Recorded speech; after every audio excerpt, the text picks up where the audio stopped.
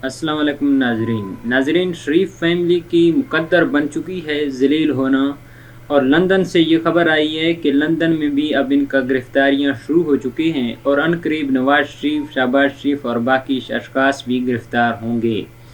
और इन्हीं के ख़ानदान के एक शख्स को गिरफ्तार कर लिया गया है। कराची में जब एक कार पहुंच गया था, चोरी का कार था जो लंदन से कराची पहुंचा था, उसकी तहकीकात के बाद पता चला कि इसमें शरीफ फैमिली का हाथ है।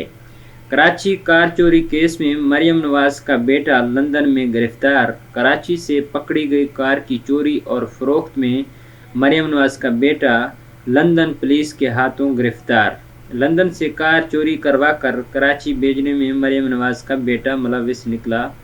मरियम नवाज के बेटे ने लंदन में कार 31 करोड़ में इंश्योरेंस करवा रखी थी और आज वो लंदन में गिरफ्तार हो चुके हैं। इनका वीडियोस भी आपको नज़र आ रहा होगा और जल्द अज जल्द ये पाकिस्तान में भी गिरफ्तार होंगे। और इतने बड़े चोर हैं कि इतने बड़े डाके डालते हैं कि पूरे पाकिस्तान को भी लूट कर खाया है और अब लंदन की बारी है और अब लंदन को लूटा जा रहा है।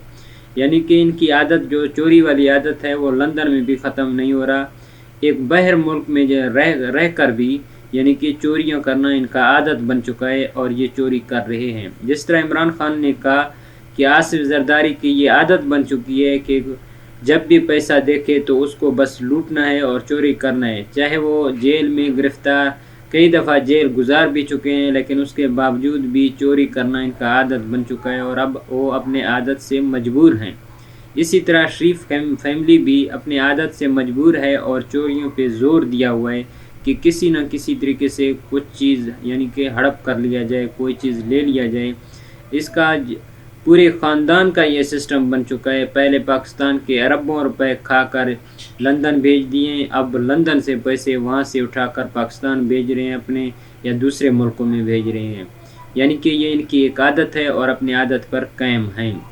शुक्रिया।